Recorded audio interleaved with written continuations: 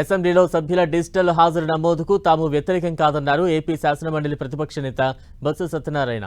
ఎమ్మెల్యేలు శాసనసభకు హాజరు కాకపోతే వారిపై అనర్హత వేటు వేసే నిబంధన రాజ్యాంగంలో ఉంటే దానిని అమలు చేయొచ్చన్నారు. ఈ విషయంలో తమ వైపు నుంచి కామాలు ఫుల్ స్టాప్లు లేవని స్పష్టం చేశారు బొత్స సత్యనారాయణ. ప్రపంచంలోనే గొప్ప దేవదేవుడు వెంకటేశ్వర స్వామి, అలాంటి దైవాన్ని నడి రోడ్డు మీదకు లాగారు చంద్రబాబు అని ఆరోపించారు బొత్స. టీటీడీలో కేజీ నెయ్యి 321 రూపాయలు దాటి ఎప్పుడూ కొనలేదని, కానీ ఇప్పుడు అదే కేజీ నెయ్యి 658 రూపాయలకు ఎలా కొంటున్నారంటూ నిలదీశారు.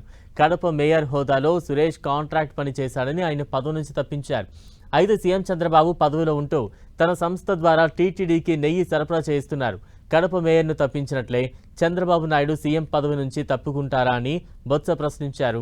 ఆయన పదవి నుంచి తప్పుకోకపోతే ప్రతిపక్షంగా తాము ఊరుకుంటామా అని అన్నారు మాజీ మంత్రి బొత్స సత్యనారాయణ.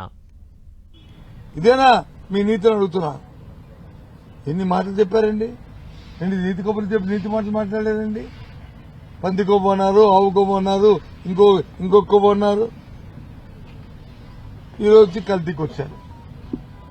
సరే, కల్తీ అయినా సరే ఏ సంస్థ మరి చేసిందంటే ఈ సంస్థలు ఇవ్వండి. చంద్రబాబు నాయుడు గారు టాయిలెట్లు తుడిచే కెమికల్స్ కూడా వాడారన్నారు. ఈ హెరిటేజ్ లో అవన్నీ ఉన్నాయో చూపెడతాం, ఇవన్నీ చూపెడతాం. దేవదేవుని ముసుగులో దోపిడీ చేయడానికి వాళ్ళు ప్రయత్నం చేస్తున్న నేపథ్యం.